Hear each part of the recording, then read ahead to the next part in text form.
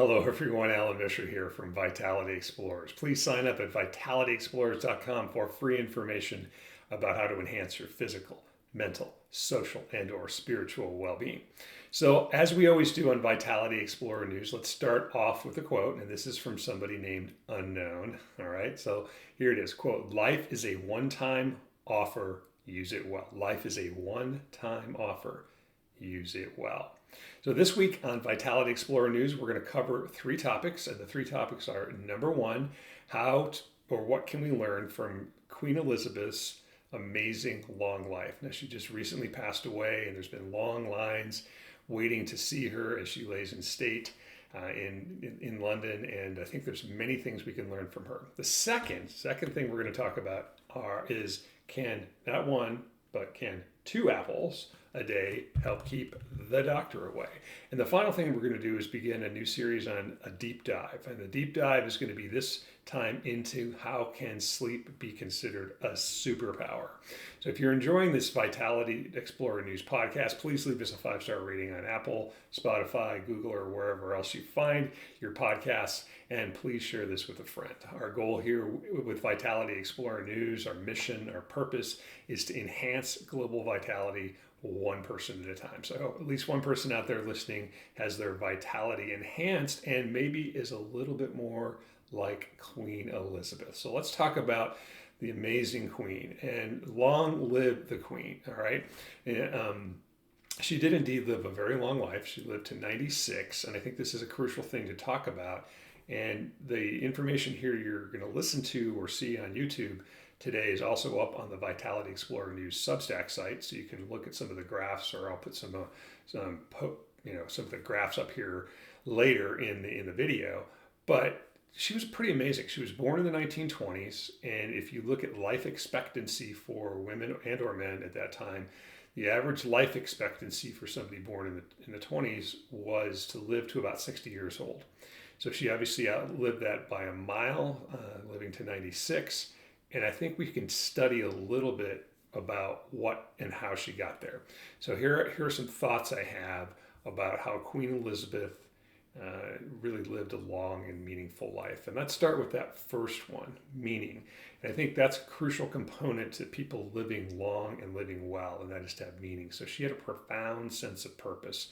She really dedicated her life to the United Kingdom and to her country, and enjoyed and really took her royal duties and serving her country very seriously. So that strong sense of purpose and resilience, I think, also was very helpful. She also had close and meaningful connections with not just her friends, not just with her family, but with friends and also with other people all around the world.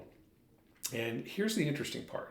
Is yes, she had a lot of resources. So I think we can't discount the fact that obviously Queen Elizabeth was very rich. She had access to amazing health care, and that should not be discounted in terms of the amount of resources she had to help her stay vital. But she also made some really amazing choices, and you can look for the references from this on this Vitality Explorer News Substack site.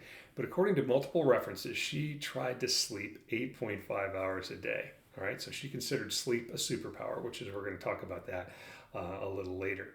The second thing is she really liked to get out into nature with her beloved corgis, but also horseback riding. So she exercised, or at least she liked to get out and move around outside. Now we've talked about this many times on Vitality Explorers and Vitality Explorer News, that getting out in nature, getting some exercise is crucial to your long-term well-being. Here's the other thing. She was a queen, right? She could eat whatever she wanted, but she ate mainly vegetables and then lean meats, okay? And she ate modestly or moderately. She did not pig out all the time, okay? The other thing she did, she kept her mind really sharp. So she wanted to be up to date on things. She read a lot, and she also had something that's very important to your longevity and well-being, and that is she had an optimistic and resilient attitude or mindset. So she obviously was on the crown for, I think, 70 years, and she saw a lot of different things. She saw lots of ups and downs for England and the United Kingdom, but she kept her, well, what do they call it in England? The stiff upper lip, right? But she was also optimistic. And of course, there's other components to why she probably lived long, and one of them is probably she had good genes, or maybe very good genes. And here's the interesting final little piece of nugget that I found online about how or maybe why she lived for such a long period of time, and that is that she didn't smoke and she only drank moderately. Now here's the funny part: is apparently the Queen drank one Dubonnet cocktail every night for 50 years. Okay, and I had to look up what was in a Dubonnet cocktail, and it consists, at least the Queen's version of it consists of 1.5 ounces of the finest gin you can find, and according to some sources, it had to be the Beefeater gin, of course, and then 0.75 or 3/4 of an ounce of Dubonnet Rouge. Okay, and that's just basically red wine that's been fortified with quinine. So it's gin and fortified red wine, and then you can add a lemon peel or an orange peel.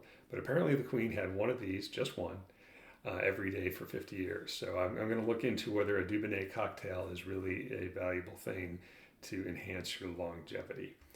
But long live the Queen, long live her memory, and thank you for giving us an example of a very amazing life well lived.